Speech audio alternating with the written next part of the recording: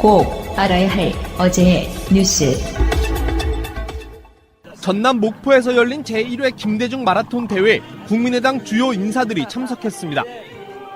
갑자기 출발 선상에 서 있던 박지원 전 대표 주변을 사람들이 감쌉니다. 박 전 대표가 오른쪽 뺨에 계란을 맞았기 때문입니다. 계란을 던진 60대 여성은 안철수 연대 팬클럽에서 활동한 안 대표 지지자로 밝혀졌습니다. 이 여성은 행사 시작 전에도 박 전 대표에게 욕설을 퍼붓다 제지를 당했습니다.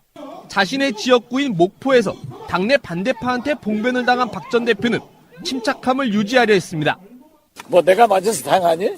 진정을 잘 시켰었는데 끝까지 목포에서 아무런 사고가 없이 유정의미를 거둬주기를 바랄 뿐입니다.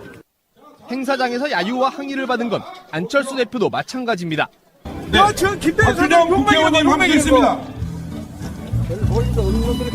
수원홍범 김대중 안철수 대표가 호남 지지층의 반대에도 불구하고 바른정당과의 통합을 추진하고 안 대표 측으로 분류되는 박주원 최고위원이 김대중 전 대통령 비자금 의혹 허위 제보자로 지목받는 걸 비판한 겁니다.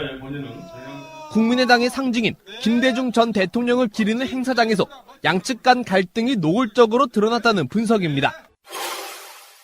박근혜 정부에서 정무수석을 지낸 조윤선 씨는 지난 7월 문화예술계 블랙리스트 개입 혐의 등에서 집행유예 선고를 받아 석방됐습니다. 하지만 조 전 수석은 오늘 넉 달 만에 검찰에 다시 소환됐습니다. 박근혜 정부 국정원에서 특수활동비로 매달 500만 원씩 총 3,500만 원의 뇌물을 받은 피의자가 된 겁니다.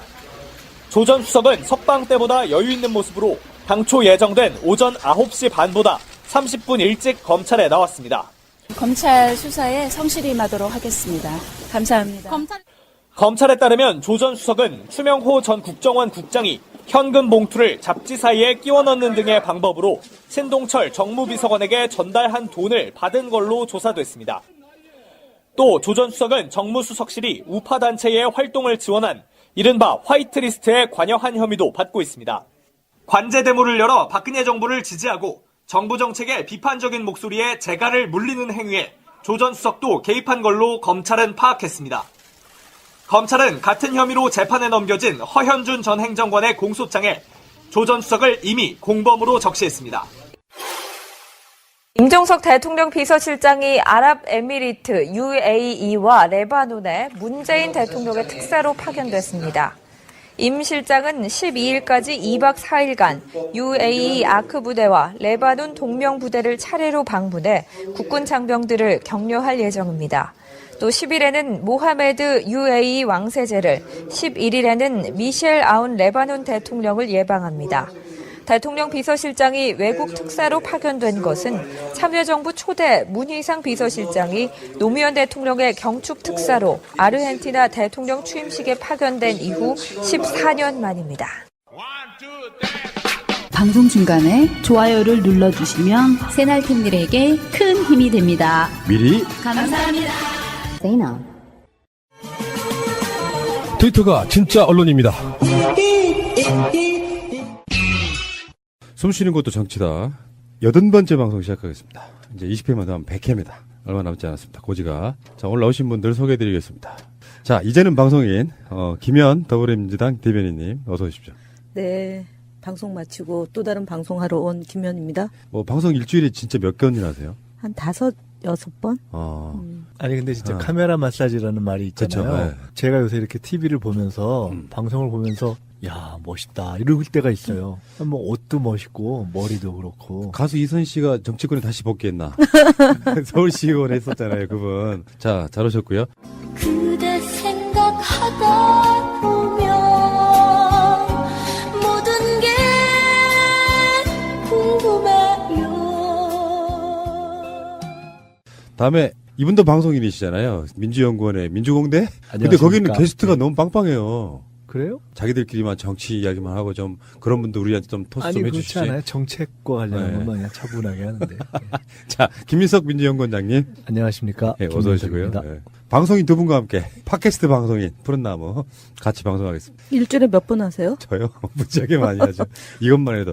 예전에 다른 때 나가는 것도 있었어요. 그것도 합치면 일주일에 시간당으로만 따지면 거의 20몇 회. 어마어마했죠? 그러니까요. 그것만 하는 것도 아니야. 구성. 광고도 하잖아요. 구성, 섭외, 광고 제작, 편집 이런 거 다 제가. 너무 독재하시는 거 아니에요? 아니, 그 돈이 없어서 그런 거죠, 사실은. 걸어다니는 방송국이 회사예요, 회사. 감사합니다. 예. 광고 중에 제가 듣다 보니까 일반 쇼핑몰에서는 구입할 수 없는 것도 뭐 구입할 수 있다. 예. 는 건데 그건 어디 들어가면 있는 거예요? 아, 그 다 링크 있어요. 저기 우리 방송에 팟빵에 가보면은 네. 공지사항란인데 거기 보면은 광고주들을 어떻게 구입하는지 이렇게 쭉 리스트화되어 있는 게 있습니다. 그럼 여기다가 하나 쭉 이렇게 왜 홈쇼핑 할 때 보면 광고하는 물건들을 이렇게 전시하잖아요. 예. 그런 걸 좀 해가지고 이렇게 아이, 좀 하시지. 몇 사람이나 온다고. 하나씩 가져갈 수 있게. 네, 그거죠. 써봐야 알죠. 근데 이런 건 있어요. 일종의 이제 이게 제작자의 갑질이 될 수 있어가지고. 아니 그렇잖아요. 그러니까 굉장히 조심스러워요. 제 입장에서는 뭘 주세요. 아니 좋은 물건을 값싸게 공급하는 것도 그거는 좋은 거죠. 심각하게 연구 한번 해보겠습니다. 좋은 물건을 값싸게 주로 저희들한테? 아니, 여기 오는 우리들 패널들한테는 당연히 좀 뭔가 좀 있어야죠. 네. 알겠습니다. 저분 이름이 현금입니다.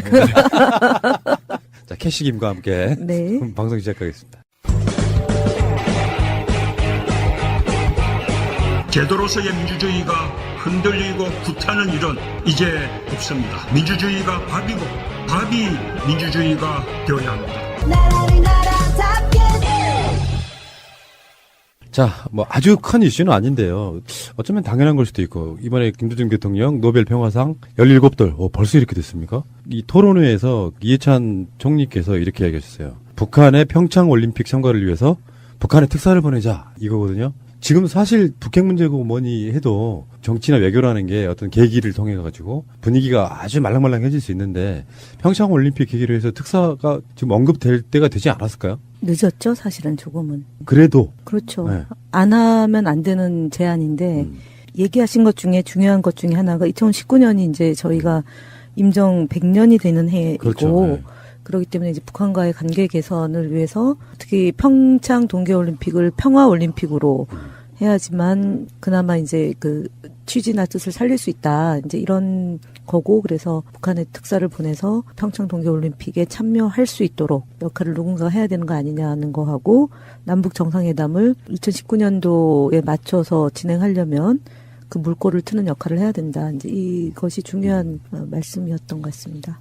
사실 이제 이런저런 한 번도 주변에 상황을 계속 뭐 체크하거나 하는 분들의 얘기를 종합해 보면 새 정부가 출범한 이후에 저희가 쭉 다 이렇게 특사들이 갔잖아요. 근데 북측에서는 왜 우리한테는 특사가 안 왔지? 라는 것에 대해서 조금 섭회한다라는 뉘앙스를 좀 느낄 수 있었다라고 얘기하는 분들이 있어요. 그래서 뭐 그런 것도 고려할 수가 있고 지금 뭐 이번에 말씀하신 것들은 다 개별 뜯어놓고 보면 다 의미가 있는 얘기들이죠. 예. 지금 시기, 뭐 평창 이런 걸 다 종합할 때. 우리가 정치를 바라볼 때 이런 부분도 있거든요. 서로 이렇게 한쪽에서 이렇게 그렇게 쳐주고 한쪽에서는 또 못 이긴 척 받아주고 그런 어떤 과정은 아니겠죠. 근데 이제 전체적으로 보면 최근에 이제 저희도 북핵 관련해서 이제 실험을 다시 저쪽에서 시작했으니까 관련해서 각종 이제 관련된 전문가들 세미나를 해보는데 종합적으로 보면 북측이 이러저러한 제안을 쉽게 받아들일 수 있는 그런 상황이거나 또 그러한 지금 분위기를 보이고 있는 것은 아니다라고 보고 있는 것이 조금 더 많은 상황인 것 같아요. 그러니까 지금 말씀하신 것처럼 사실상 내부적으로 소통과 교감이 되어 있는 상태에서 치고받고 하는 느낌이라기보다는 대통령께서 얼마 전에 그런 말씀하셨는데 최근에 여전히 강대강 국면으로 계속 가고 있는 것에 대해서 밝아지기 전에 새벽이 되기 전에 가장 어둠이 깊다 이런 것처럼 저희로서는 할 수 있는 노력을 어쨌든 다 해야 된다는 기조하에서 이루어진 연장선에서의 저는 말씀일 가능성이 높다. 이해찬 총리의 말씀은. 시진핑이 김정은에게 특사 보냈었잖아요. 거기서 어떤 결과를 얻었는지에 대해서는 뭐 여러 가지 얘기가 나오고 있는데 지금 문재인 대통령 이번 주에 중국 방문하고 그러는 과정 속에 뭔가 좀 더 내밀한 조율이 좀 돼서 특사는 사실 형식일 수 있잖아요. 가서 막 설득하는 게 아니고 미리 조율된 상태에서 형식적인 어떤 과정을 거치는 경우도 꽤 있잖아요. 뭐 특사라는 것 자체가 공개 특사도 있고 비공개 특사도 있고 하기 때문에 물론 특사를 위한 사전 조율이라는 것이 또 되는 경우도 있지만 또 특사라는 것이 여러 가지를 위한 사실상 사전 조율, 전권 사전 조율로서의 의미가 있는 경우도 있기 때문에 글쎄요. 지금은 이제 뭐 그렇게 어떤 한 가지로 얘기하기 조금 어렵고요. 자, 어쨌든 평창 올림픽을 계기로 해서 바로 옆에 있는 북한만 참가를 안 하는 뭐 이런 상태가 되거나 그러면 앞으로 굉장히 좀 어떤 그 북핵 문제 해결이라든지 이런 것들이 좀 진한해질 것 같은데 일각에서는 그런 이야기도 나오더라고요. 최대한 빠른 시간 내에 남북 정상회담을 한번 해야 된다. 이런 이야기도 나오지 않습니까? 그런 관점에서 결국에 목적이 평화라고 한다면 김정은도 더 이상 버티긴 좀 힘들겠죠. 여기서 이제 중요한 건 미국의 어떤 태도랄까요? 북한이 요구하고 있는 것 중에 평화협정 같은 거 전략적으로 생각할 수 있는 거 아닐까요? 결국 이제 최근까지의 과정을 보면 결론적으로는 북핵 문제는 결국은 미국과 북한의 평화협정을 매개로 한 직접적인 서로의 대화가 오고 가지 않으면 결국은 푸는데 한계가 있다 하는 것은 계속 다시 드러나고 있는 상황인 거거든요.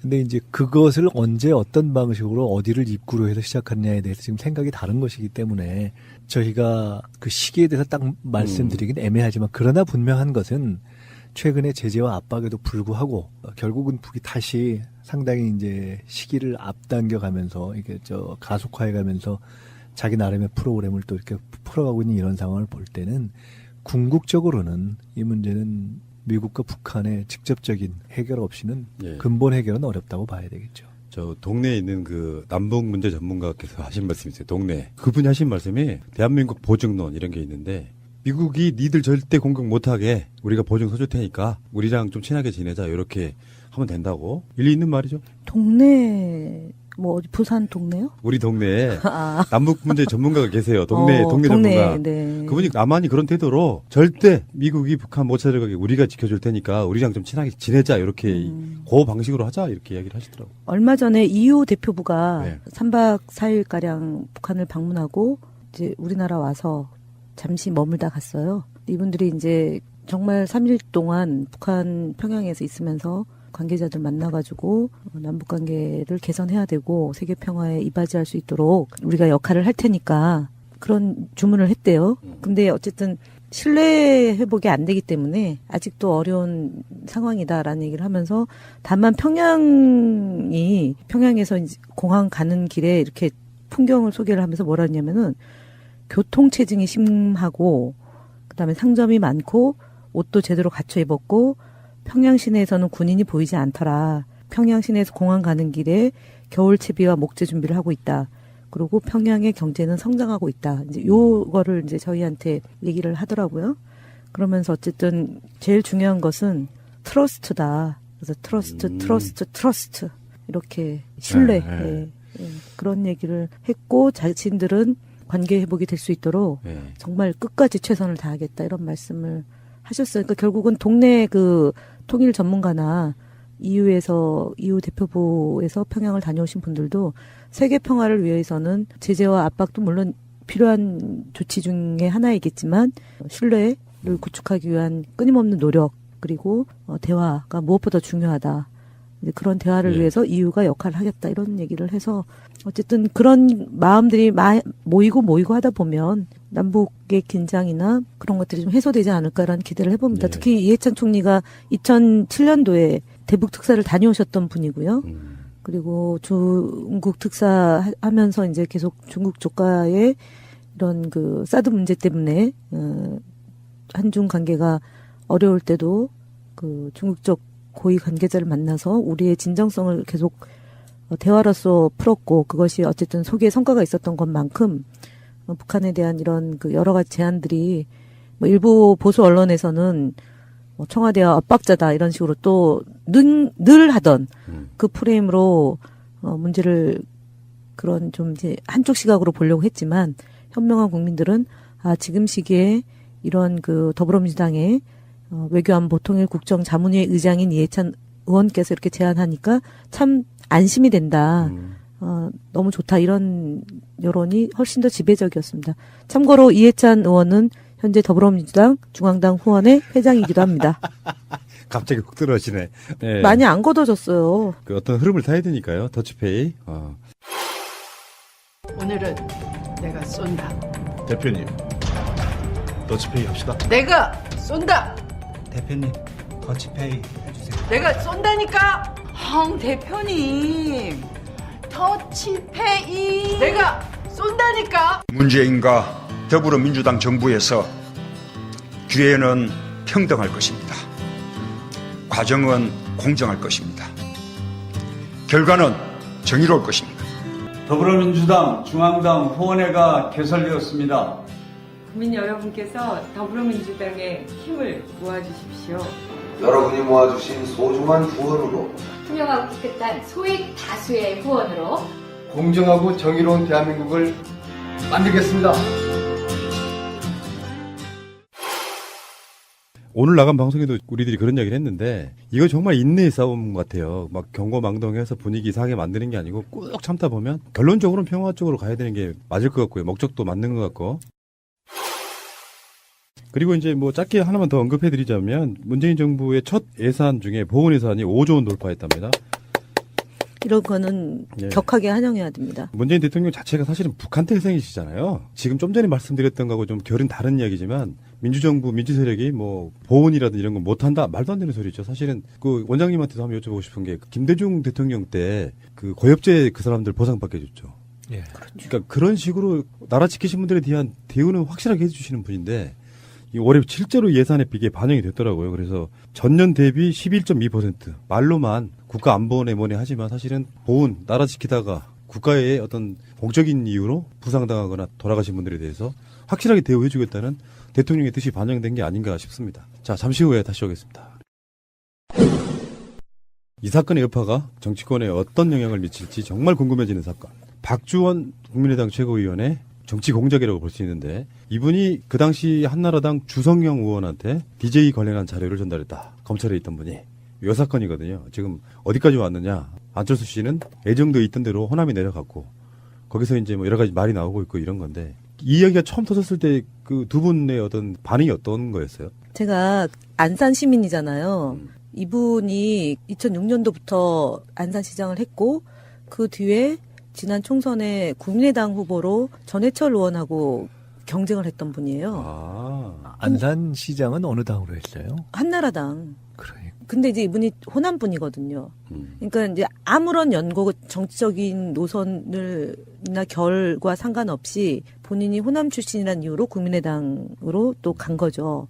그래서 출마했는데 하여튼 3등인가? 표는 많이 얻지 못했는데 그때 이제 경기도당 국민의당 경기도당 위원장을 하면서 보통 경기도당 사무실은 수원에 있어요. 그러니까 도청 소재지기도 그렇죠. 하고. 근데 이분이 안산에다가 도당 사무실을 두고 지금도 경기도당 위원장이잖아요. 최고위원은 어떻게 됐어요? 최고위원은 선출직이에요. 3명 뽑는데 이때 안철수 대표의 막강한 지원을 받아서 이제 당선이 된 분인데 이제 마지막 대법원에 가서 이제 무혐의로 무죄가 된 거잖아요. 무혐의가 아니라 무죄. 이 안산시장 끝나고 나서 뇌물수뢰 혐의로 구속이 된 상태였는데 그 대법원에서 무죄가 됐어요. 근데 2006년도 초에 어쨌든 주성영 당시 의원을 강남으로 오게 해가지고 뭔가 이제 3가지 정보를 줬다는 거잖아요. 그 중에 하나가 이제 김대중 대통령 CD 건인데 강만길 상진회 총장 시절 비리 하고 그다음에 그 중앙선관위 전자개표기 교체 네. 비리 의혹 그다음에 네. DJ 비자금 이렇게 네, 3개. 그렇게 3개인데 그러니까 2005년 말까지 대검 정보관으로 활동했던 분이 그 다음에 전격적으로 안산시장에 공천을 받았다. 네. 이게 이제 하나의 포인트고 그리고 그것이 참여정부니까 조작 사건이 먹힐 리가 없는 시기였던 거기 때문에 묵혀뒀다가 2008년도 10월 광우병 파동으로 인해서 맞습니다. 이명박 대통령이 굉장히 곤경한 위치에 처해지니까 한편으로 노무현 대통령은 이지원으로 일단은 무지 괴롭혔던 거고 전직 대통령에 대한 예우를 갖추겠다라고 얘기했던 이명박 대통령이 노무현 대통령의 전화 연락조차도 안 받고 그래서 결국은 대통령이 더 이상 우리 보좌진들을 괴롭히지 마라. 나와 이 문제를 해결하자. 이지원 문제를. 그렇게 했는데 그것이 여의치 않자 퇴강 실업을 세무조사해서 어마어마하게 그 사건을 키우고 그다음 2009년도에 그 비극적인 상황이 초래되잖아요. 그리고 나서 2010년도에 이제 최종적으로 무죄가 된 건데 그 박주원. 근데 중요한 것은 이 사람이 홍준표의 그 2012년도 경남도지사 보궐선거 때요. 공보 담당을 맡습니다. 박주원이. 화려하시네 진짜. 그다음에 그 성완종 게이트 자금 수수권 때 재판에서 증언을 해요. 그 시간에 내가 같이 있었다. 홍준표랑 나랑 같이 있었기 때문에 배달 사고다라고 진술을 하고 이것이 결정적으로 홍준표 현재 대표한테 유리하게 살리는데 도움이 된 일에 관여했던 분이에요. 그러니까 이 사람이 거의 한 시기로 보면 90년도부터 2005년까지 15년가량 정보관 수사관을 한 거죠. 수원지검, 그다음에 서울지검, 그다음에 대검에서 주성영 의원의 표현에 하면 정보통이다. 정보시장에서 탑이다. 뭐 이렇게 네, 얘기를 했더만요. 네. 그런데 이 사람이 이제 주성영 의원이 제보자가 박주원이다라고 검찰에서 진술을 한 거잖아요. 예. 그래서 벌금 300만 원을 받고 끝났지만 중요한 것은 이 박주원이 제보자가 조사를 안 받고 그냥 덮어진 사건이에요. 그러니까 본인이 가짜뉴스다, 뭐 음모다, 고발하겠다, 고소하겠다 이랬는데 아직 고소를 안 하고 있는데 이 사건이 정말로 실체적 진실이 밝혀지려면 박주원 최고위원이 명예훼손 혐의로 경향신문을 고소해야 돼요. 그러면 이 사건은 다시 검찰에서 다뤄줄 수 있을 거다. 빨리 하세요. 그러니까 주성영 전 의원이 각종 언론들하고의 인터뷰 등에서 맞다. 경향신문의 보도가 맞다 이렇게 이야기를 하고 있거든요. 그리고 이게 이제 검찰 쪽이라고 그 상태에서 국민의당 쪽에서 처음에 기자회견 같은 거 박주원 최고위원이 할 때 국민의당 쪽에서 막았다 뭐 이런 이야기도 있었고요. 큰 논란이 되지는 않았는데 문제는 이제 안철수 대표의 반응인데 깜짝 놀라는 것 같은 느낌이 있긴 해요. 당원권 뭐 정지 최고위원 사퇴 이런 얘기가 나오는 건데 근데 이제 우리들 입장에서 이런 거거든요. 아, 국민의당이 뭐 호남권에 있는 그래도 뭐 민주 세력이었던 사람들만 들어가 있는 게 아니라는 와, 이렇게 심각한 상황이었어? 그런 사람이 어떻게 국민의당의 최고위원까지 하지? 여기에 대한 배신감이거든요. 근데 이제 안철수 대표가 첫날 이 보도가 나고 최고위원회의에서 한 얘기는 공소시효가 지난 이야기지만 덮어둘 수 없는 일이라고 본다. 사실관계를 분명히 따져 정치적 의도를 가진 음해인지 여부를 밝혀야 하고 사실임이 확인된다면 그에 상응하는 조치가 뒤따라야 할 것이다. 이게 오전 상황이거든요. 근데 이제 오후에 최고위원회와 의원총회 연석회의에서 당원권 정지와 최고위원직을 그만두게 해야 된다라고 결정이 되잖아요. 여기서 하나의 포인트가 뭐냐면 이것이 보도된 게 지면에서는 8일 날이지만 7일 날 저녁 이날이 이제 그 노벨 평화상 기념 대회가 있는 날인데 17주년. 예. 저녁 한 8시 반인가 9시에 제가 이 뉴스를 처음 인터넷에서 봤어요. 그리고 이 코멘트를 하잖아요. 그 박주원 최고위원이 코멘트를 하는 게 똑같습니다. 공소시효가 끝난 사건이고 저는 이명박 대통령하고 친하지 않다. 그래서 이것으로 인해서 그 누구도 피해를 봐서는 안 된다라는 식의 그 코멘트를 달아요. 그러면 보도된 거는 8일 날이기 때문에 경악스럽다라고 안철수 대표가 얘기를 했죠. 근데 보통의 경우 최고위원이 이렇게 그 소위 말하는 국민의당의 철학과 노선과 가치의 근간인 김대중 대통령을 정치 공작한 이 사건에 대해서 8일 날 오전 신문 보고 알았다? 이게 무슨 콩가루 정당입니까? 그리고 박주원 최고는 7일 날 그 해당 기자가 기사를 쓰기 위해서 확인했고 그 코멘트를 했을 거 아닙니까? 그러면 두 번째는 박주원 최고가 안철수 대표한테 보고를 안 했다? 이것도 콩가루인 거죠. 예, 그래서 제가 볼 때는 첫 반응은 명료한 부인이 아니었던 좀 애매했던 반응을 한 걸로 지금 보도가 나오는데. 누구? 박주원. 아니 박주원 최고는 공소시효가 지난 사건이다. 그러니까. 그리고 사실이 아니다. 그러면서 한 얘기가 대하소설이라고 얘기를 해요. 그 오후에 이제 기자회견을 통해서 대하소설이고 가짜뉴스다라고 얘기하고 길이 막혀가지고 뭐 올라오는데 시간이 오래 걸렸다. 이렇게 얘기를 하는데 정보관 아닙니까? 수사관 아닙니까? 그러면은 이 사건이 예를 들어서 사실이 아니면은 경향신문에 코멘트를 할 때 이거는 무조건 법적 대응하겠다.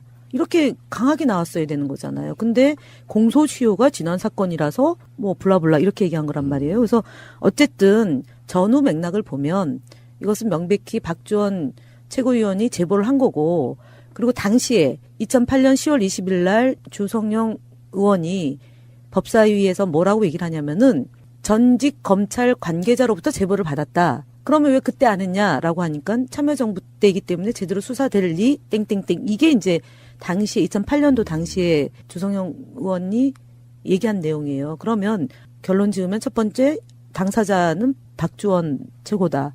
두 번째 안철수 대표는 이런 사람을 아마 몰랐으면 몰랐다고 하지만 그 보도를 보고 음모 얘기를 하잖아요.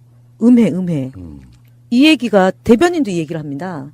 국민의당 대변인도. 그래서 안철수 대표는 사실은 이 사건을 접하고 안이한 인식을 갖고 있고 그다음에 김대중 대통령과 연관된 사건에 대해서 우리가 딱 그 얘기를 들으면 우리는 머리끝에 발끝까지 분노 지수가 확 올라가는데 이분은 그렇지 않다. 오로지 오늘도 보면 어제도 보면 바른정당과의 통합을 위해서 당원들을 설득하는 데에 모든 포커스가 가 있다. 그리고 두 번째가 이 사건은 어쨌든 뭐 본인이 아직까지 아니라고 하니까 상황을 좀 더 밝혀지면 뭐 최고위원회에서 그만두게 하겠다든지 이런 순서예요. 순서가 좀 다르다. 쭉 이제 사실관계 또는 이제 기사와 관련된 팩트의 흐름을 쭉 말씀해 주셨는데 지금까지 나온 이야기나 또는 관련자들의 반응 또 뭐 주성영 전 의원의 얘기 이런 걸 종합해서 보면 이게 뭐 아니 땡 굴뚝은 아닌 것 같아요. 그러니까 실제로 박주원 최고가 관련돼 있다는 것에 대해서는 크게 많은 추론을 안 해도 나오는 것 우리가 결론을 잠정적으로 내릴 수 있는 것 같고 아까 우리 푸나님이 처음에 느낌이 어땠냐고 그러셨잖아요. 네. 저는 사실은 이런 단어들이 떠올랐어요. 이걸 딱 보고서 첫째는 공작, 둘째는 정체성, 셋째는 고비. 그러니까 무슨 얘기냐면 이거 자체가 공작이잖아요. 그러니까 아까 우리가 이거를 주성영 전 의원이 박주원이라는 분이 저는 사실 잘 몰랐어요. 박주원이라는 분이 누구인지 그렇죠. 현재 최고위원인지 어떻게 됐는지 이런 것들 아니요. 잠깐 최고위원회에서 이름이 딱 실검 1위가 되니까 그러니까 박지원인 줄 알았다. 누가 농처럼 그렇게 했잖아요. 그러니까 잘 몰랐어요. 그런데 이것을 보고 이제 첫째는 황당하기도 하지만 이 박주원이라는 분이 정보시장에서 탑이라는 얘기는 그러니까 주성영 의원이 그렇게 했다는 얘기는 이 분이 또는 이런 정보시장에 돌아다니는 이야기가 다 팩트라는 의미에서의 탑이라는 뜻이라기보다는 우리 이런 어떤 검찰 관련된 이런 쪽에서의 정보시장이라는 것들은 사실은 경우에 따라 정보를 가공하고 또는 왜곡하고 그것을 공격용으로 쓰고 한 이런 것으로 다 이렇게 할 수 있는 거잖아요. 그리고 이것이 지금 그 CD를 갖고서 그렇게 했던 것이고 또 그것을 검찰에서 조사한 후에 이제 무혐의로 했던 것이고 사실은 김대중 대통령의 비자금이라든가 이런 것과 관련된 온갖 루머니 이런 것은 이거 말고도 전에도 저희가 방송하면서 농처럼 얘기한 적이 있지만 무슨 뭐 강남에 있는 중국집부터 시작해서 어마어마하게 많은 것들이잖아요. 그러니까 결국은 그런 류의 하나로서의 공작인데 제가 떠올렸을 때의 공작이라는 거는 이것은 이런 류의 공작이 이것을 근본적으로 이것은 어찌 보면 근본적으로 바로 처리되지 않으면 이게 참 조금 좀 과한 얘기일 수 있는데 저는 딱 순간 어떤 느낌이 드는 국민의당 자체가 거의 공작 전체의 산물이다라는 사람들의 판단 내지 이런 거를 갖게 할 수도 있다라는 의미에서 사실 저는 공작이라는 느낌이 딱 그러니까 그런 단어가 떠오르는 거예요 사실 저는. 그리고 이 사안에 대해서 안철수 대표가 몰랐을 수 있죠. 근데 그런 분들 또는 이런 사람들과 정치를 하면서 얘기하고 이러는 것들은 다 얘기하다 보면 이런저런 것들이 다 배어나오잖아요. 그래서 이런 것들이 그냥 별 큰 문제의식 없이 공존할 수 있는 당으로서의 사실 정체성의 혼란 그 자체인 국민의당이 보이는 어떤 좀 슬픈 모습? 이런 것이 아주 극단적인 지금 상황인 거죠. 이것이 이 문제에 대해서 그 안에서 적어도 이 문제의식을 가지고 정체성을 DJ와 연결해서 생각했던 분들은 거의 이제 개별적으로 그런 정치인들이 있잖아요. 이거는 정말 원점에서 다시 생각해보는 수준의 판단과 대처. 그것이 뭐가 될지는 그건 뭐 우리가 주문하기는 그런데 그걸 하지 않으면은 저는 안 된다. 여기서 좀 제가 뭐 하나 투척 한번 해볼게요. 예. 지금 국민의당의 민주당으로 말하면 민주연구원에 해당되는 곳이 있죠. 국민정책연구원이라고. 국민의당 싱크탱크. 네. 거기에 원장이 누구냐면 이태규예요. 이태규 의원. 근데 이태규의 전력이 저는 박주원과 비슷한 결일 거라고 한번 추정을 해보는 게 뭐냐면은 이태규는 처음에 국회 사무처 입법보좌관으로 정치권에 들어와요. 그게 2000년도예요. 그러다가 나중에 2007년에 대통령 선거 준비팀에 들어가요. 그 다음에 이명박 경선 대책위로 들어가서 선대위를 거쳐가지고 인수위원회를 거치고 청와대까지 들어갑니다. 그러다가 2012년에 새정치 디자인 연구소라는 곳에 소장이 돼요. 그 당시 새정치의 타이틀을 걸고 나온 사람은 바로 안철수였죠. 그러다가 안철수 캠프, 진신 캠프로 들어가요. 그러다가 당이 합당이 되니까 새정치민주연합까지 들어갑니다. 이 사람이 이태규예요. 완전하게 이명박의 사람이었던 사람이 무슨 이유로 안철수랑 결합했는지가 일단 궁금해요. 그래서 세간의 돈은 내가 MB 아파트 합니까라고 그 대선 토론회 때 물었던 그 이야기는 굉장히 오랜 시간 동안 회자되어 왔던 이야기지 않습니까? 근데 이태규나 박주원이나 사실은 결이 아주 똑같은 사람들이잖아요. 이명박의 사람들인데 어찌하여 안철수에게 그렇게 많은 사람들이 붙었을까가 지금도 이해를 할 수가 없어요. 정치권에 완전히 상관없는 일반적인 사회적 명망이 있는 인사가 새정치라는 걸 타이틀을 걸고 나왔을 때는 최소한 다른 건 몰라도 이명박 같은 세력을 합심해가지고 같이 간다는 게 상식적으로 이해가 안 되거든요. 근데 박주원의 어떤 변신 과정이나 이태규의 과정을 보면 안철수가 이명박 세력을 정말로 등에 업고 정치한 게 맞구나라는 생각이 드는 바로 그런 사건이었다 이렇게 말씀드리고 싶은 거예요. 안철수는 MB 아바타 다. 원래 F4가 있었잖아요. 2012년도 10월 2일인가 저희가 광주에 경선하던 날 프레스센터에서 대선 출마하겠다라고 선언한 날 F4예요. 그분들은 MB 아바타들이 아니었어요. 근데 어느 날 한 분 한 분 떠나요. 그렇죠. 예, 그러니까 한 분 한 분 그 빈 공간을 들어오는 거죠. 빈 공간에. 송호창, 은퇴서 뭐 이런 분들. 그런 분들이 한 분 한 분 떠나니까 그 빈 공간에 능수능란한 정치꾼들이 이렇게 들어오는 거죠. 그러다 보니까 그분들은 이익이 맞으면 그 사람의 정치 노선과 상관없이 함께 가는 거죠. 그러다 보니까 남아있는 사람들이 결국은 소위 이제 이런 그 거래, 나의 이익과 그 사람의 이익이 일치하면 사상 노선 철학하고 상관없이 손잡고 갈 수 있는 그런 분들이 옆에 남아있는 거죠. 네, 그러니까 결국은 그 같은 걸로 가는데 지점 자체는 시작은 그렇게 안 왔다. 왜냐면은 박원순 시장하고 단일화했던 것도 있었던 거잖아요. 근데 조금 좀 근본주의적인 접근일지 모르는데 저는 이걸 보면 늘 그런 생각이 들니까 현실 정치에서 또는 국회 여서야대 상황에서의 국민의당 문제와는 별도로 저는 안철수 정치 또는 국민의당 정치를 보면은 늘 생각나는 것이 이 정체성과 노선이라는 것을 얼마나 중요하냐 정치에서.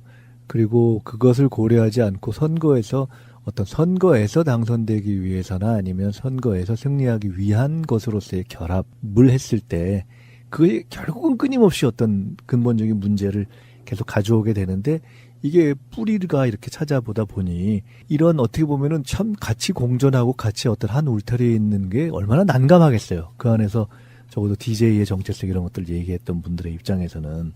근데 그런 공존이 잠시 또는 일시적으로라도 가능할 수밖에 없게 됐던 것들이 한편으로는 우리가 더 따져봐야 되겠지만 공작 정치적인 어떤 색깔하고 그다음에 일시적인 어떤 정치적인 필요에 의해서 정치적 선택을 하는 것이 그리고 같이 가게 될 수밖에 없는 그러한 거죠. 그러니까 뭐 제3의 길, 뭐 다당제의 필요성 이런 것들을 막 어떤 논리로서 이야기하잖아요. 근데 그것을 어떤 정상적인 어떤 정치적인 뭐 주장으로서 받아들이는 것과는 별도로 저는 국민당에 있는 분들 중에 상당한 분들이 과연 언제부터 진심으로 저것을 정치적인 자기의 가치와 철학으로 갖고 있었을까라는 생각을 할 때가 많거든요. 그래서 하여간 근본적으로 안 되는 문제는 근본적으로 좀 문제를 철저하게 내부에서 제기하는 그런 계기가 됐으면 좋겠다는 생각이에요. 좋은 말씀이시고요. 그 아까 말한 이태규 있잖아요. 생각해보니까 뭐가 떠올랐냐면은 그 대선 바로 전에 문재인 후보 치매설 이 유포한 게 또 이태규의 보좌관이에요. 이런 관점으로 쭉 보고 있으면은 이분들 참 대단하신 분들이구나라는 생각이 드는데 그 저희 방송에도 여러 번 나오신 분 중에 한 분이 김대중 대통령의 자서전과 평전을 같이 쓴 그런 경우가 드물다고 하더라고요. 김태근 작가 이분께서 최근에 이제 이 사건 터지자마자 김대중 대통령이 썼던 일기를 공개를 했는데 김대중 대통령이 2008년 10월 20일 한나라당 검사 출신 국회의원이 내가 100억 원의 CD를 가지고 있다는 설이 있다고 간교하게도 설이라고 하고 원내 발언으로 법적 처벌을 모면하면서 명예훼손의 목적을 달성코자 하고 있다. 나는 그동안 사상적 극우 세력과 지역적 편향을 가진 자들에 의해서 엄청난 음해를 받아왔다. 그러나 나는 개의치 않는다. 하느님이 계시고 나를 지지하는 많은 국민이 있다. 그리고 당내에 오해하는 사람들도 내 사후에는 역사 속에서 후회하게 될 것이다. 바르게 산 자에게는 영원한 패배가 없다. 살아서도 승자, 죽어서도 승자, 이것이 나의 꿈이다. 이렇게 일기를 쓰셨다고 김태근 작가가 공개를 했네요.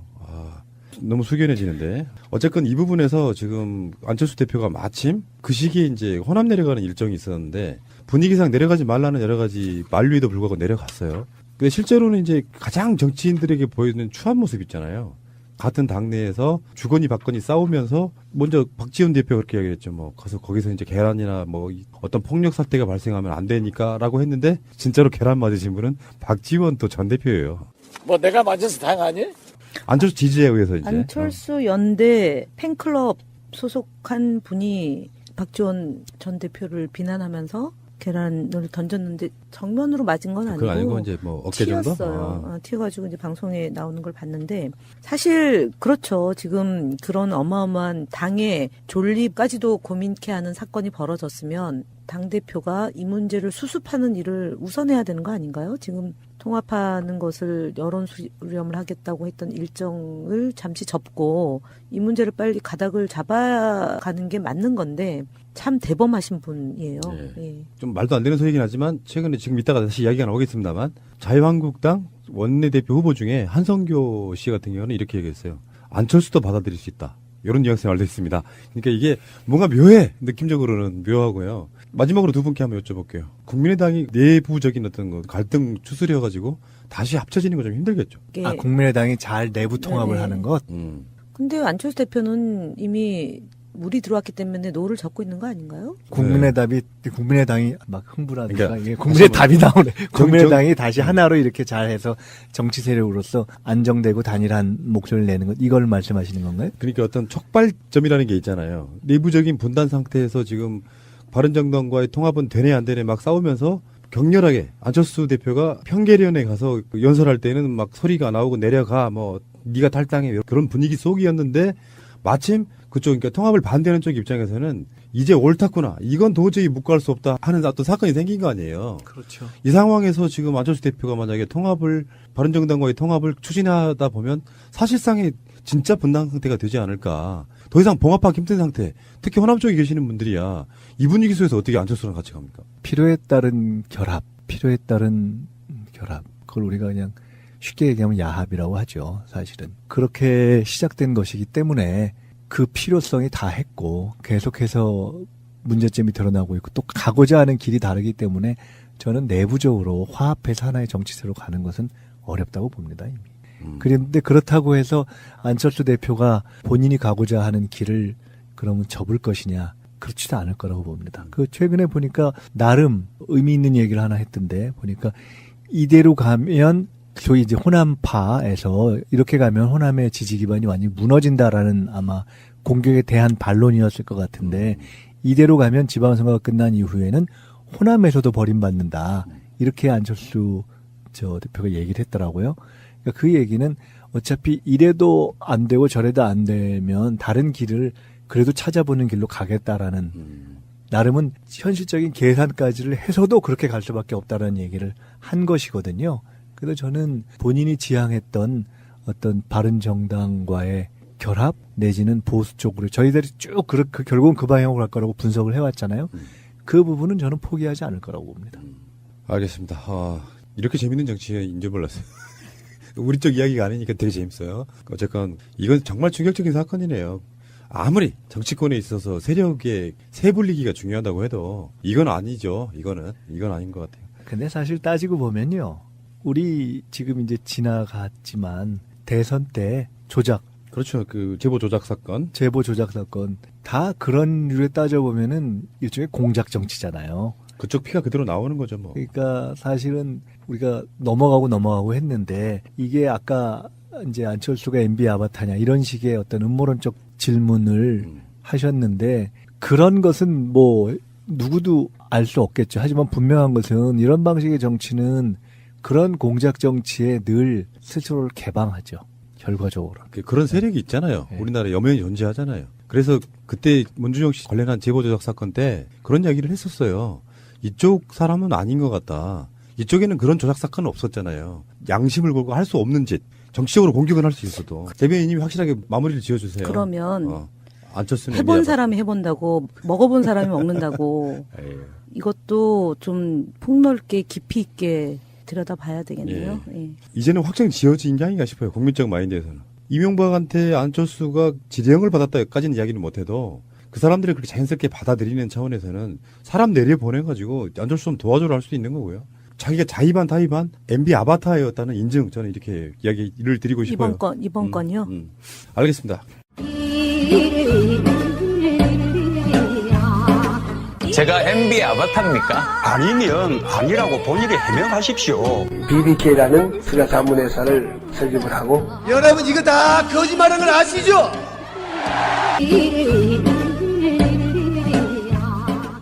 자유한국당 원내대표 경선 이야기인데요. 여러 명의 자천, 타천, 출마 예상자들이 다 정리가 되고 있는 상황인데 4명 남았습니다. 친박으로 분류되는 홍문종과 유기준, 그리고 비박계의 김성태, 그리고 중립지대에는 이제 뭐 자기들끼리 경선해가지고 한성교로 결정이 됐는데 이주영 의원이 본인이 5선이면서도 정치 후배라고 할 수 있는 한성교의 러닝메이트, 정책위의장 후보로 지금 뛰어들었어요. 그러니까 한성교의 입지가 굉장히 높아진 상황.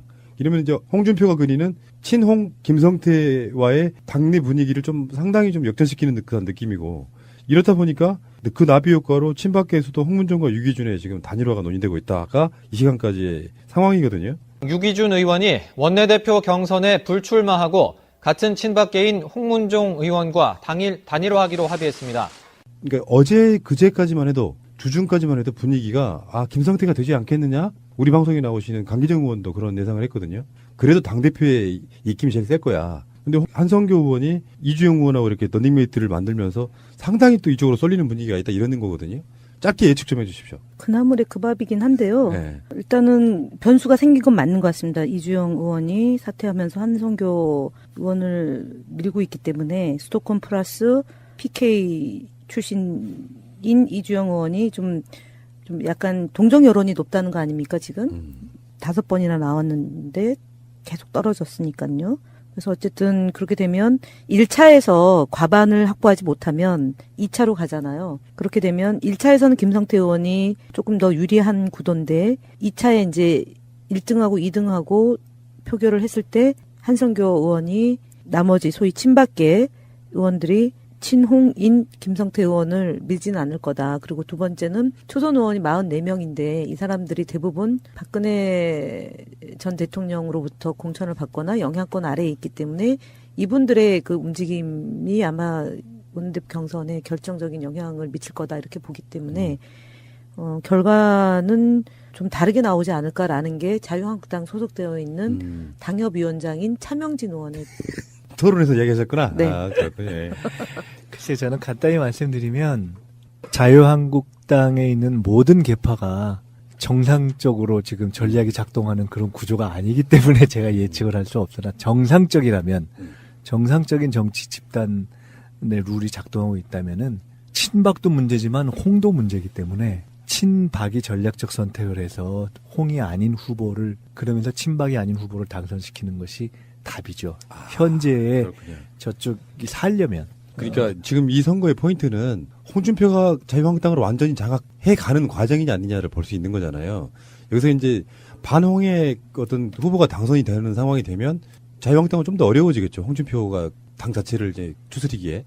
그렇죠. 근데 그게 이제 정상인데 친박 대 비박 구도를 홍 대 비홍 구도로 해서 비홍을 당선시키고는데 친박이 전략적 선택을 하는 것이 정상일 텐데, 아까 말씀드렸듯이 다 정상적이지 않기 때문에 예측하기가 좀 어렵습니다. 근데 지난번에 이제 1년 전 어제 탄핵 찬성 2, 3, 4, 그 다음에 탄핵 반대가 5, 6, 그 다음에 기권 무효가 7이잖아요. 그러니까 기권 무효 7 플러스 56 하면 63이거든요.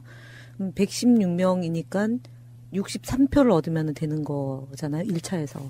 탄핵에 반대한 사람들이 63표니까 지금 김성태 의원한테는 썩 유리한 구도는 아니죠.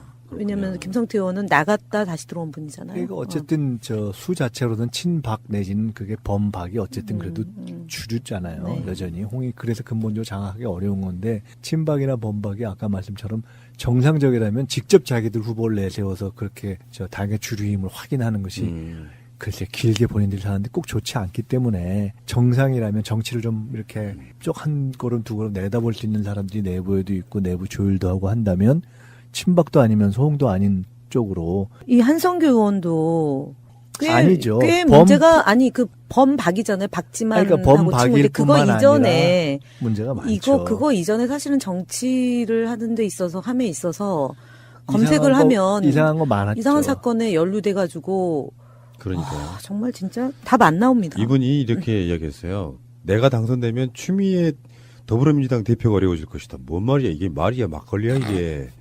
이분 참. 어쨌거나 한성교 씨가 뭐 되든 누가 되든 간에 보면 답이 없어요. 예를 들어서 뭐 우리 김민석 원장님 같은 분이 혜성같이 나타나서 출마하지 않는 한 그놈이고 이주영 씨도 보면 좀 찌질한 게 왜 그게 세월호 사건 때 해수부 장관이었잖아요. 근데 5선씩이나 하고 지금 원내대표 나가는 것만 봐도 보면 어떤 스타일이냐면 정말 찌질해요. 보면 스타일이. 그러니까 안 찍어주는 거 대표로서 인정 안 해주고. 근데 참 그 양반이 그 당 치고는 아주 극악한 이미지가 아닌 편에 속하는데 그렇게 당내 선거하면 매번 안 되나 봐요. 참 특이하대. 그러니까 왜 순박한 듯 뭔가 이렇게 어떤 자리 되게 좋아하는 사람. 그러니까 그 안에서 그렇게 좀 신임은 못 받나 보더라고요. 뭔가 결이 좀 괜찮은 사람 같으면 5선이 난 사람이 4선 밑에 들어가서 정책위의장 하려고 하는 것에 대한 어떤 자기 희생 이렇게 받아들이겠는데 이 사람은 자리에 너무 연연하는 것 같아요. 경선까지 했어 지들끼리. 그 여론조사 해가지고 자유한국당의 당원 1000명 대상으로 누가 종립비대 후보 나가면 좋겠냐 해서 떨어졌어요. 근데 나는 정책위의장 하려고 쏙 들어가. 이게 뭡니까 이게. 보통 그러기 쉽지 않죠. 그러니까 예. 알겠습니다. 대한민국 완전한 대한민국 문재인과 손잡고 다시 하는 우리 대한민국. 끊지 마세요. 끊지 마세요. 여권 이야기를 좀 해보고 싶은데요. 일단 내년 6월에 재보궐선거가 확정된 국회의원 선거가 지금 두 곳이에요. 서울 노원병 그리고 이번에 송파을. 그러니까 현재 국회의석은 298석입니다. 근데 여기에 지금 아직 내년 6월달 이전에 보궐선거가 확정될 수 있는 곳이 어떤 곳인지는 이제 사법부 영역이니까 잘 모르겠지만 뭐 천안갑도 있고 광주 서구갑, 물산 북, 다음에 충북 제천 단양, 부산 해운대을, 경남 통영 고성, 전남 영암 무안 거기도 있어요. 저 울산에 그 지금 민중당 예, 김종호 의원인가 이분 그런 자리도 있고. 그러니까 이게 맥시멈으로 다 합치면 한 20곳 된대요. 근데 그 중에 대부분은 이제 국민의당 아니면은 자유한국당이더라고요. 일단 그 이야기부터 여쭤볼게요. 최근에 최재성 의원, 정발위 원장 이분이 송파을 나간다. 뭐 이런 보도가 나온 적 있어요. 그런데 지금 현재 그 자리에는 또 지역위원장이 있잖아요. FTA 전문 변호사라고 하시는 분. 네, 송교 위원장이 최근에 임명되셨죠. 그리고 여기에 이제 뭐 설이 다 각 당 의원직 없는 당대표들. 홍준표, 다음에 안철수, 다음에 안희정 충남지사, 심지어는 박원순 서울시장. 여기까지 다 송파을로 갈 거다. 근데 이인재 씨 얘기도 나오던데요. 네. 이인재 씨는 현역 아닌가요? 아니죠. 떨어졌습니까? 우리 이분은 항상 부활했을 것 같아서. 제가 최근에 듣기는 송파에 홍준표 대표가 안 나오니까 이인재 씨가 나온다고. 송파에 원래 홍준표 대표가 처음 정치시작할 때 송파에 나왔다가 떨어진 거죠. 그렇죠. 그러니까 여기 좀 송파을은요 좀 묘한 지역구인 게 박근혜 변호사였던 유영하 있잖아요. 예. 유영하가 송파을에 공천을 받은 상태였는데 김무성이 도장 안 찍어줘서 예, 옥새파도. 공식 공천을 받지를 못했고 그러는 바람에 여권 후보들이 무소속으로 난립을 했고 더불어민주당에 바람을 타고 당선된 사람이 최명길인데 국민의당으로 갈아탔고 그러다가 선거법 위반으로 지금 낙천된 거잖아요. 지역으로서는 네. 현재 여권, 그러니까 민주당에 꼭 좋은 그렇죠. 지역은 아니죠. 근데 지난번엔 여러 가지가 맞아 떨어져서 상대편의 난립, 뭐 바람 등등도 있었죠. 그러니까 지금 여권에서 나간다고 하면 그 이전의 분위기를 보면 그렇게 유리할 것도 없는 지역이긴 하지만 현재 분위기 같으면 가능성이 있다. 이 부분에서 지금 최재성 위원장은 정말 나가는 거예요? 두 분 알고 계신 대로 말씀해 주십시오. 어저께 저희 당 그 정준모 정권 교체를 준비한 모임이라고 있는데요. 거기 송년회가 있었고 그 송년회 가서 질문이 들어왔는데 그런 뉘앙스로 얘기를 한 걸로 참석자로부터 전해 들었고 한 언론에서 보도가 됐죠.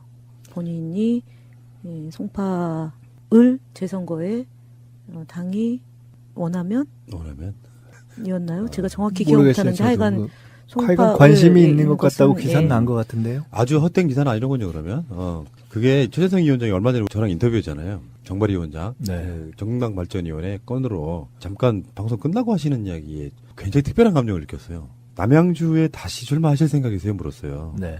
정색을 하시더라고. 저는 깜짝 놀랐죠. 조홍천 의원이 지금 그 자리에 가 있는 건데. 그럼 자기가 이렇게 넘긴 지역을 다시 나간다는 건 말이 안 되죠, 그건. 그러니까 우리들 생각은 조홍천 의원을 당시에 영입을 했는데 막상 나갈 곳이 없는 상태에서 본인이 양보를 한 자리면 다시 달라고는 못하더라도 뭔가 조홍천 의원이 양보해주는 게 아닐까 이런 생각을 우리는 할 수 있잖아요. 아우, 푸나님 왜 그러세요? 잠깐만요. 그런 건 아니죠. 그런데 그래서 디스, 패싱. 그래서 뭐 여쭤봤어요. 다시 출마 그쪽에 안 나가십니까 했더니 정색을 하시는 게 잘못 출문한 거예요. 우리는 그렇게 안 한다 정치. 그런 정치 안 하죠. 한 번 양보한 자리는 어떻게 나가냐. 그럼요. 그러면 이제 그런 경우는 없죠. 그럼 어떻게 하시려고 그러세요? 그래서 이제 방송 내용 중으로는 경기도지사는 안 나가세요 그랬더니 자기는 지방선거가 안 맞대요. 그럼 이분은 도대체 뭐냐 했는데 며칠 후에 지금 이 기사가 송파로 한번 나가볼까? 이 상황이 된 건데 그러면 여러 가지로 좀 당내 문제에 있어서 지금 분위기 같으면 당내에서 경선만 통과해도 상당히 유리한 거지 올라서는 거 아닐까요? 아직 뭐 거기까지 지금 당이 보궐선거를 어떻게 할 건지에 대한 논의나 방침이 없기 때문에 미루어서 어떻게 뭐 이기는 선거여야 되는 건 분명하죠. 요인이 발생한 그러니까 선거법 위반으로 의원직이 상실했으니까 국민당으로서는 일정 부분 책임이 있는 거지 않습니까? 그리고 지금 현재 자유한국당은 뭐 질의멸렬되어 있는 거고 지금 현재 지역 당협위원장이 누군지 모르겠네요. 거기는 자유한국당은 모르겠는데 바른정당에 그 박종진 씨가 가 있죠. 네, 뭐 거기는 뭐 그때 그 채널 A 앵커. 네. 어쨌든 송파을은 저희가 반드시 이겨야죠. 그냥 반드시 이겨야죠. 송파 얼분들이 조재선 군을 좀 많이 아셨으면 좋겠어요. 저 개인적으로는 그래요. 확실한 분이시잖아요. 뭔가를 해도 하나를 해도 그 지역구에서 만약에 다시 당선될 수 있다면 굉장히 그 지역에는 도움이 될 거다 저는 이렇게 보고요. 성규 변호사님께 죄송해요. 제가 그분을 잘 모르니까. 굉장히 난감하게 지금 진행하고 계십니다. 이런 그 정치권에서 이런 걸 보고 있으면 지금 현재 이제 예산안도 끝났고 그래봐야 남아 있는 게 이제 뭐 선거구제 개편 정도 법안 개헌? 처리죠. 예, 부수법안 당연히 이제 해야 되고. 아니 저거 중요한 건 남아 있잖아요. 공수처, 국정원. 그건 국회 일정인 거고 네. 정치권 전체적인 일정은 지금 3월 초면은 거의 대부분 공천이 확정된다고 봐야 되거든요. 지방선거 준비가 이제 목전에 와 있는 거죠. 그러면 지금 현재 국회에서 할 뭐 법안 처리 이런 거는 제치하고라도 현재 사실 물밑에서 전쟁 벌어지고 있는 거예요. 12월, 1월, 2월 이렇게. 그렇죠. 지난 8일 날 광역자치단체장에 대한 그 PPT 심사를 했잖아요. 거기 안희정 기사 안 나오셨다고? 거기는 이제 3선 도전 안 하기로 이미 방침을 내부적으로 정했기 때문에 대리인이 가서 평가받는다 이렇게 돼 있죠. 그러면은 안전빵으로 지금 천안 나가는 거 아니에요? 천안갑? 공식적인 멘트는 공식적으로 입장을 밝히겠다. 공식적인 멘트는? 예를 들어서 뭐 어디 강연 가가지고 거기서 입장을 내는 보궐선거나 이후에 정치 일정을 얘기하기보다는 도지사로서 공식적으로 공개적으로 입장을 곧 밝히겠다 이렇게 되어 있죠. 그러니까 결국에는 3선 도전 안 한다. 그건 뭐 확실하고. 이미 확실한 거죠. 그러면 천안갑 아니면은 뭐 송파을이네요. 안희정 기사가 갈 곳은. 물론 안 나올 수 있죠. 아니에요. 아니에요. 출마는 할 겁니다. 그래요? 네. 보궐선거에 나간다. 그렇죠. 그럼 맞잖아요. 그럼 어디를 가요? 광주 서갑을 가요? 울산 북구를 갈까요? 아니 그래 맞아요. 저는 근데 공식적이고 공개적인 자리에서 어. 입장을 밝히겠다고 얘기했으니까 거기까지만 제가 얘기하는 거고. 송파는 아닌 것 같아. 아닌 것 같아요. 이거는 개인적인 친분에서 나온 이야기 같아요. 왜냐하면 그 뉘앙스의 느낌적인 느낌. 안전빵으로 가야죠. 천안각 가면. 아니요, 안전빵이 아니고 정치를 이제 안희정 지사도 꽤 오래 하셨잖아요. 한 28년째 정치를 하고 계신 분이고 김민석 의원님도 뭐 그 정도 되는 신동이라고 이게 정치 신동이잖아요. 저는 이제 내년이면 30년인데. 지금 둘 얘기해놓고 싹 바로 깔아버리네.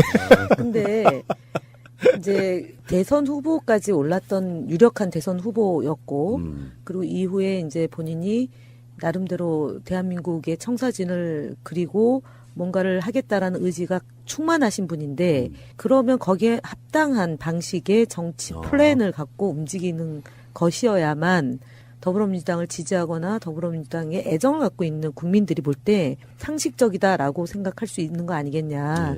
그래서 거기에 맞는 행보를 하지 않을까 싶어요. 하여간 이쯤 되면 이제 정치적 비중이 이제 어느 정도를 조금 넘어간 분들의 경우에는 뭐 어디에 어떻게 어떤 식으로 출마하느냐 이게 다 자기 마음대로만 되는 건 아니죠. 그렇고 자기가 마음을 갖고 있다 하더라도 그게 당이나 또는 국민들이 볼 때 아 이게 그래서 그렇구나라고 생각할 만한 어떤 이렇게 그림을 만들어 맞춰줘야죠. 민주연구원장이 굉장히 역할이 있는 겁니다. 왜냐하면 지방선거가 이제 한 1년 전에는 중장기 플랜이었는데 지금 이제 단기 플랜으로 시기가 온 거고, 보궐선거에 대해서 국민들이 어떤 생각을 갖고 있는지에 대해서 연구하는 곳이 민주연구원 아닌가요?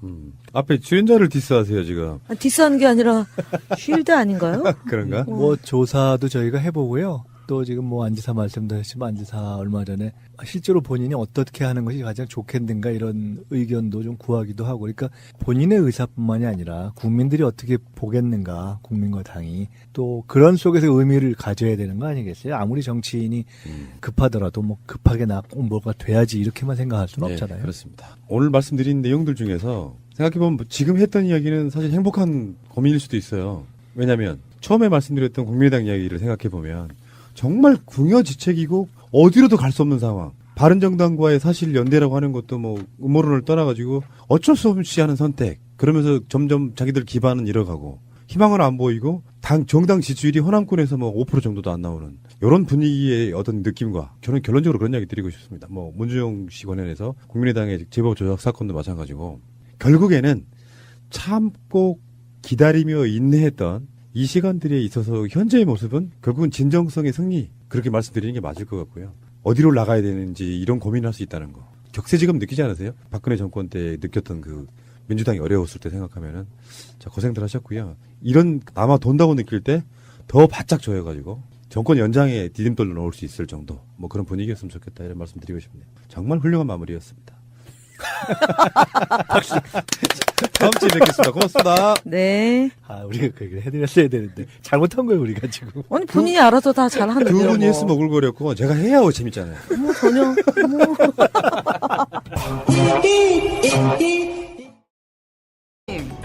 터치페이 내가 쏜다니까. 문재인과 더불어민주당 정부에서 기회는 평등할 것입니다.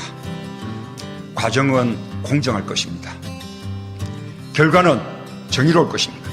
더불어민주당 중앙당 후원회가 개설되었습니다. 국민 여러분께서 더불어민주당에 힘을 모아주십시오. 여러분이 모아주신 소중한 후원으로 투명하고 깨끗한 소액 다수의 후원으로 공정하고 정의로운 대한민국을 만들겠습니다. 오늘 나간 방송에도 우리들이 그런 이야기를 했는데 이거 정말 인내의 싸움 같아요. 막 경거망동해서 분위기 이상하게 만드는 게 아니고 꾹 참다 보면 결론적으로는 평화 쪽으로 가야 되는 게 맞을 것 같고요. 목적도 맞는 것 같고. 그리고 이제 뭐 짧게 하나만 더 언급해드리자면 문재인 정부의 첫 예산 중에 보건 예산이 5조 원 돌파했답니다. 이런 거는 격하게 환영해야 됩니다. 문재인 대통령 자체가 사실은 북한 태생이시잖아요. 지금 좀 전에 말씀드렸던 거하고 좀 결은 다른 이야기지만 민주정부, 민주세력이 뭐 보훈이라든 이런 거 못한다? 말도 안 되는 소리죠. 사실은 그 원장님한테도 한번 여쭤보고 싶은 게 김대중 대통령 때 그 고엽제 그 사람들 보상받게 해줬죠. 예. 그러니까 그런 식으로 나라 지키신 분들에 대한 대우는 확실하게 해주시는 분인데 올해 실제로 예산에 비게 반영이 됐더라고요. 그래서 전년 대비 11.2% 말로만 국가 안보원에 뭐네 하지만 사실은 보훈, 나라 지키다가 국가의 어떤 공적인 이유로 부상당하거나 돌아가신 분들에 대해서 확실하게 대우해주겠다는 대통령의 뜻이 반영된 게 아닌가 싶습니다. 자, 잠시 후에 다시 오겠습니다. 이 사건의 여파가 정치권에 어떤 영향을 미칠지 정말 궁금해지는 사건. 박주원 국민의당 최고위원의 정치 공작이라고 볼 수 있는데 이분이 그 당시 한나라당 주성영 의원한테 DJ 관련한 자료를 전달했다. 검찰에 있던 분이. 이 사건이거든요. 지금 어디까지 왔느냐. 안철수 씨는 예정돼 있던 대로 호남이 내려갔고 거기서 이제 뭐 여러 가지 말이 나오고 있고 이런 건데 이 이야기가 처음 터졌을 때 그 두 분의 어떤 반응이 어떤 거였어요? 제가 안산 시민이잖아요. 이분이 2006년도부터 안산시장을 했고 그 뒤에 지난 총선에 국민의당 후보로 전해철 의원하고 경쟁을 했던 분이에요. 안산시장은 어느 당으로 했어요? 한나라당. 그러니까. 근데 이제 이분이 호남 분이거든요. 그러니까 이제 아무런 연고 정치적인 노선을나 결과 상관없이 본인이 호남 출신이라는 이유로 국민의당으로 또 간 거죠. 그래서 출마했는데 하여튼 3등인가? 표는 많이 얻지 못했는데 그때 이제 경기도당 국민의당 경기도당 위원장을 하면서 보통 경기도당 사무실은 수원에 있어요. 그러니까 도청 소재지기도 그렇죠. 하고. 근데 이분이 안산에다가 도당 사무실을 두고 지금도 경기도당 위원장이잖아요. 최고위원은 어떻게 됐어요? 최고위원은 선출직이에요. 3명 범죄됐는데 이때 안철수 대표의 막강한 지원을 받아서 이제 당선이 된 분인데 이제 마지막 대법원에 가서 이제 무혐의로 무죄가 된 거잖아요. 무혐의가 아니라 무죄. 이 안산시장 끝나고 나서 뇌물수뢰 혐의로 구속이 된 상태였는데 그 대법원에서 무죄가 됐어요. 근데 2006년도 초에 어쨌든 주성영 당시 의원을 강남으로 오게 해가지고 뭔가 이제 3가지 정보를 줬다는 거잖아요. 그 중에 하나가 이제 김대중 대통령 CD 건인데 강만길 상진회 총장 시절 비리 하고 그다음에 중앙선관위 전자개표기 교체 비리 의혹, 그다음에 DJ 비자금 이렇게 그렇게 3개인데 그러니까 2005년 말까지 대검 80번째 방송 시작하겠습니다. 이제 20회만 더 하면 100회입니다. 얼마 남지 않았습니다. 고지가. 자, 오늘 나오신 분들 소개해드리겠습니다. 자, 이제는 방송인 김현 더불어민주당 대변인님 어서 오십시오. 네. 방송 마치고 또 다른 방송하러 온 김현입니다. 방송 일주일에 진짜 몇 건이나 하세요? 한 5-6번? 아니 근데 진짜 카메라 마사지라는 말이 있잖아요. 그렇죠. 네. 제가 요새 이렇게 TV를 보면서 방송을 보면서 야 멋있다 이럴 때가 있어요. 뭐 옷도 멋있고 머리도 그렇고. 가수 이선 씨가 정치권에 다시 복귀했나? 서울시의원 했었잖아요, 그분. 자, 잘 오셨고요. 그대 생각하다 보면 모든 게 궁금해요. 다음에 이분도 방송인이시잖아요. 민주연구원의 민주공대? 근데 거기는 게스트가 너무 빵빵해요. 그래요? 자기들끼리만 정치 이야기만 하고 좀 그런 분들 우리한테 좀 토스 좀 해주시지. 그렇지 않아요. 정책과 관련한 것만 그냥 차분하게 하는데. 자, 김민석 민주연구원장님. 안녕하십니까. 네, 어서 오시고요. 네. 방송인 두 분과 함께 팟캐스트 방송인 푸른나무 같이 방송하겠습니다. 일주일에 몇 번 하세요? 저요? 무지하게 많이 하죠. 이것만 해도. 예전에 다른 때 나가는 것도 있었어요. 그것도 합치면 일주일에 시간당으로만 따지면 거의 20몇 회. 어마어마했죠? 그러니까요. 그것만 하는 것도 아니야. 구성. 광고도 하잖아요. 구성, 섭외, 광고 제작. 편집 이런 거 다 제가 너무 독재하시는 거 아니에요? 아니 그 돈이 없어서 그런 거죠 사실은. 걸어다니는 방송국이 회사요 회사. 감사합니다. 예. 광고 중에 제가 듣다 보니까 일반 쇼핑몰에서는 구입할 수 없는 것도 뭐 구입할 수 있다는 건데 그건 어디 들어가면 있는 거예요? 그 다 링크 있어요. 저기 우리 방송에 팟빵에 가보면은 공지사항란인데 거기 보면은 광고주들을 어떻게 구입하는지 이렇게 쭉 리스트화되어 있는 게 있습니다. 그럼 여기다가 하나 쭉 이렇게 왜 홈쇼핑 할 때 보면 광고하는 물건들을 이렇게 전시하잖아요. 그런 걸 좀 해가지고 이렇게 좀 하시지. 몇 사람이나 온다고. 하나씩 가져갈 수 있게. 네, 그거죠. 써봐야 알죠. 근데 이런 건 있어요. 일종의 이제 이게 제작자의 갑질이 될 수 있어가지고. 아니 그렇잖아요. 그러니까 굉장히 조심스러워요. 제 입장에서는 뭘 주세요. 아니 좋은 물건을 값싸게 공급하는 것도 그거는 좋은 거죠. 심각하게 연구 한번 해보겠습니다. 좋은 물건을 값싸게 주로 저희들한테? 아니, 여기 오는 우리들 패널들한테는 당연히 좀 뭔가 좀 있어야죠. 알겠습니다. 저분 이름이 현금입니다. 자, 캐시김과 함께 방송 시작하겠습니다. 제도로서의 민주주의가 흔들리고 구타는 일은 이제 없습니다. 민주주의가 밥이고 밥이 민주주의가 되어야 합니다. 자, 뭐 아주 큰 이슈는 아닌데요.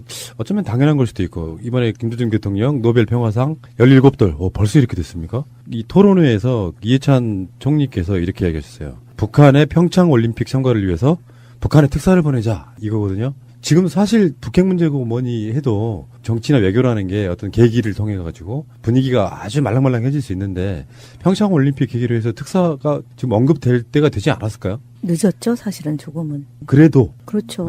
안 하면 안 되는 제안인데 얘기하신 것 중에 중요한 것 중에 하나가 2019년이 이제 저희가 임정 100년이 되는 해이고 그렇죠. 그렇기 때문에 이제 북한과의 관계 개선을 위해서 특히 평창 동계올림픽을 평화올림픽으로 해야지만 그나마 이제 그 취지나 뜻을 살릴 수 있다. 이제 이런 거고 그래서 북한에 특사를 보내서 평창 동계올림픽에 참여할 수 있도록 역할을 누군가 해야 되는 거 아니냐는 거 하고 남북 정상회담을 2019년도에 맞춰서 진행하려면 그 물꼬를 트는 역할을 해야 된다. 이제 이것이 중요한 말씀이었던 것 같습니다. 사실 이제 이런저런 한 번도 주변에 상황을 계속 뭐 체크하거나 하는 분들의 얘기를 종합해 보면 새 정부가 출범한 이후에 저희가 쭉 다 이렇게 특사들이 갔잖아요. 근데 북측에서는 왜 우리한테는 특사가 안 왔지? 라는 것에 대해서 조금 섭회한다라는 뉘앙스를 좀 느낄 수 있었다라고 얘기하는 분들이 있어요.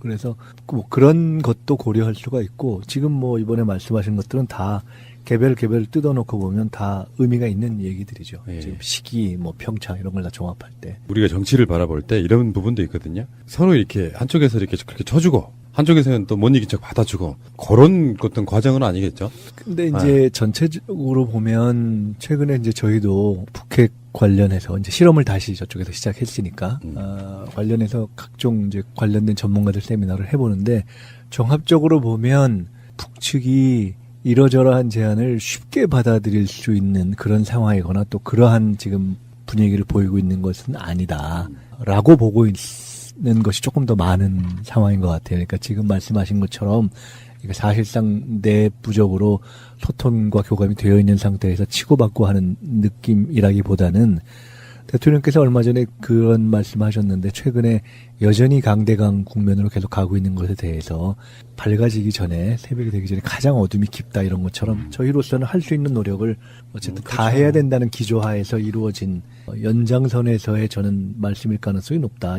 이 전 총리의 말씀은. 시진핑이 김정은에게 특사 보냈었잖아요. 거기서 어떤 결과를 얻었는지에 대해서는 뭐 여러 가지 얘기가 나오고 있는데, 지금 문재인 대통령 이번 주에 중국 방문하고 그러는 과정 속에 뭔가 좀 더 내밀한 조율이 좀 돼서, 특사는 사실 형식일 수 있잖아요.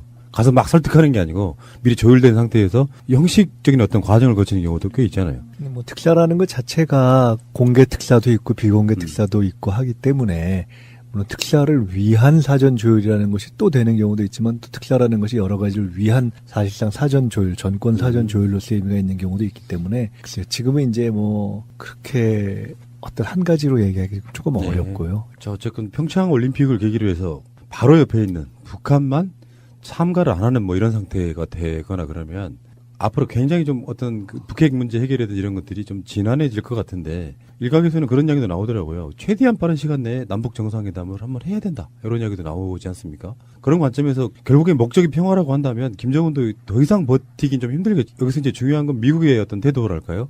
북한이 요구하고 있는 것 중에 평화협정 같은 거 전향적으로 생각할 수 있는 거 아닐까요? 결국 이제 최근까지의 과정을 보면 결론적으로는 북핵 문제는 결국은 미국과 북한의 평화협정을 매개로 한 직접적인 서로의 대화가 오고 가지 않으면 결국은 푸는데 한계가 있다 하는 것은 계속 다시 드러나고 있는 상황인 거거든요. 근데 이제 그것을 언제 어떤 방식으로 어디를 입구로 해서 시작하느냐에 대해서 지금 생각이 다른 것이기 때문에 저희가 그 시기에 대해서 딱 말씀드리긴 애매하지만, 그러나 분명한 것은 최근의 제재와 압박에도 불구하고 결국은 북이 다시 상당히 이제 시기를 꼭 알아야 할 어제의 뉴스. 전남 목포에서 열린 제1회 김대중 마라톤 대회에 국민의당 주요 인사들이 참석했습니다. 갑자기 출발선상에 서 있던 박지원 전 대표 주변을 사람들이 감쌉니다. 박 전 대표가 오른쪽 뺨에 계란을 맞았기 때문입니다. 계란을 던진 60대 여성은 안철수 연대 팬클럽에서 활동한 안 대표 지지자로 밝혀졌습니다. 이 여성은 행사 시작 전에도 박 전 대표에게 욕설을 퍼붓다 제지를 당했습니다. 자신의 지역구인 목포에서 당내 반대파한테 봉변을 당한 박 전 대표는 침착함을 유지하려 했습니다. 뭐 내가 맞아서 당하니? 뭐 진정을 잘 시켰었는데 끝까지 목포에서 아무런 사고가 없이 유정의미를 거둬주기를 바랄 뿐입니다. 행사장에서 야유와 항의를 받은 건 안철수 대표도 마찬가지입니다. 네. 박준영 국회의원님 함께 있습니다. 수호성범 김대중 안철수 대표가 호남 지지층의 반대에도 불구하고 바른정당과의 통합을 추진하고 안 대표 측으로 분류되는 박주원 최고위원이 김대중 전 대통령 비자금 의혹 허위 제보자로 지목받는 걸 비판한 겁니다. 국민의당의 상징인 김대중 전 대통령을 기리는 행사장에서 양측 간 갈등이 노골적으로 드러났다는 분석입니다. 박근혜 정부에서 정무수석을 지낸 조윤선 씨는 지난 7월 문화예술계 블랙리스트 개입 혐의 등에서 집행유예 선고를 받아 석방됐습니다. 하지만 조 전 수석은 오늘 넉 달 만에 검찰에 다시 소환됐습니다. 박근혜 정부 국정원에서 특수활동비로 매달 500만 원씩 총 3,500만 원의 뇌물을 받은 피의자가 된 겁니다. 조 전 수석은 석방 때보다 여유 있는 모습으로 당초 예정된 오전 9시 반보다 30분 일찍 검찰에 나왔습니다. 검찰 수사에 성실히 임하도록 하겠습니다. 감사합니다. 검찰에 따르면 조 전 수석은 추명호 전 국정원 국장이 현금 봉투를 잡지 사이에 끼워 넣는 등의 방법으로 신동철 정무비서관에게 전달한 돈을 받은 걸로 조사됐습니다. 또 조 전 수석은 정무수석실이 우파 단체의 활동을 지원한 이른바 화이트리스트에 관여한 혐의도 받고 있습니다. 관제 데모를 열어 박근혜 정부를 지지하고 정부 정책에 비판적인 목소리에 재갈을 물리는 행위에 조 전 수석도 개입한 걸로 검찰은 파악했습니다. 검찰은 같은 혐의로 재판에 넘겨진 허현준 전 행정관의 공소장에 조 전 수석을 이미 공범으로 적시했습니다. 임종석 대통령 비서실장이 아랍에미리트 UAE와 레바논에 문재인 대통령의 특사로 파견됐습니다. 임 실장은 12일까지 2박 4일간 UAE 아크 부대와 레바논 동명 부대를 차례로 방문해 국군 장병들을 격려할 예정입니다. 또 10일에는 모하메드 UAE 왕세제를, 11일에는 미셸 아운 레바논 대통령을 예방합니다. 대통령 비서실장이 외국 특사로 파견된 것은 참여정부 초대 문희상 비서실장이 노무현 대통령의 경축 특사로 아르헨티나 대통령 취임식에 파견된 이후 14년 만입니다. 방송 중간에 좋아요를 눌러주시면 새날팀들에게 큰 힘이 됩니다. 미리 감사합니다. 트위터가 진짜 언론입니다. 숨 쉬는 것도 정치다. 당겨가면서 이게 가속화해가면서 자기 나름의 프로그램을 또 이렇게 풀어가고 있는 이런 상황을 볼 때는 궁극적으로는 이 문제는 미국과 북한의 직접적인 해결 없이는 근본 해결은 어렵다고 봐야 되겠죠. 저 동네에 있는 그 남북 문제 전문가께서 하신 말씀이 있어요. 동네. 그분이 하신 말씀이 대한민국 보증론 이런 게 있는데 미국이 니들 절대 공격 못하게 우리가 보증 서줄 테니까 우리랑 좀 친하게 지내자 이렇게 하면 된다고. 일리 있는 말이죠. 동네 뭐 어디 부산 동네요? 우리 동네에 남북 문제 전문가가 계세요. 동네 전문가. 네. 그분이 나만이 그런 태도로 절대 미국이 북한 못 찾아가게 우리가 지켜줄 테니까 우리랑 좀 친하게 지내자 이렇게 그 방식으로 하자 이렇게 이야기를 하시더라고요. 얼마 전에 EU 대표부가 3박 4일 가량 북한을 방문하고 이제 우리나라 와서 잠시 머물다 갔어요. 이분들이 이제 정말 3일 동안 북한 평양에서 있으면서 관계자들 만나가지고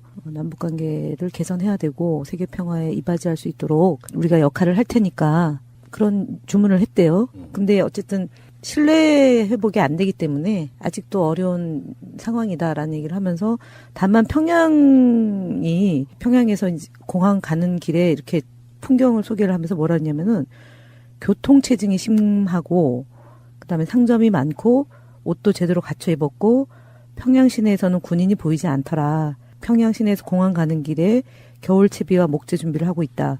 그리고 평양의 경제는 성장하고 있다. 이제 요거를 이제 저희한테 얘기를 하더라고요. 그러면서 어쨌든 제일 중요한 것은 트러스트다. 그래서 트러스트 이렇게 신뢰 그런 얘기를 했고 자신들은 관계 회복이 될 수 있도록 정말 끝까지 최선을 다하겠다 이런 말씀을 하셨어요. 그러니까 결국은 동네 그 통일 전문가나 EU 대표부에서 평양을 다녀오신 분들도 세계 평화를 위해서는 제재와 압박도 물론 필요한 조치 중에 하나이겠지만 신뢰를 구축하기 위한 끊임없는 노력 그리고 대화가 무엇보다 중요하다. 이제 그런 대화를 위해서 EU가 역할을 하겠다 이런 얘기를 해서 어쨌든 그런 마음들이 모이고 하다 보면 남북의 긴장이나 그런 것들이 좀 해소되지 않을까라는 기대를 해봅니다. 특히 이해찬 총리가 2007년도에 대북 특사를 다녀오셨던 분이고요. 그리고 중국 특사 하면서 이제 계속 중국 쪽과의 이런 그 사드 문제 때문에 한중 관계가 어려울 때도 그 중국 쪽 고위 관계자를 만나서 우리의 진정성을 계속 대화로서 풀었고 그것이 어쨌든 소기의 성과가 있었던 것만큼 북한에 대한 이런 그 여러 가지 제안들이 뭐 일부 보수 언론에서는 뭐 청와대와 엇박자다 이런 식으로 또 늘 하던 그 프레임으로 문제를 그런 좀 이제 한쪽 시각으로 보려고 했지만 현명한 국민들은 지금 시기에 이런 그 더불어민주당의 외교안보 통일 국정자문회 의장인 이해찬 의원께서 이렇게 제안하니까 참 안심이 된다. 너무 좋다. 이런 여론이 훨씬 더 지배적이었습니다. 참고로 이해찬 의원은 현재 더불어민주당 중앙당 후원의 회장이기도 합니다. 갑자기 훅 들어오시네. 네. 많이 안 걷어졌어요. 그 어떤 흐름을 타야 되니까요. 더치페이. 오늘은 내가 쏜다. 대표님, 더치페이 합시다. 내가 쏜다. 대표님, 더치페이 해주세요. 내가 쏜다니까. 황 대표님.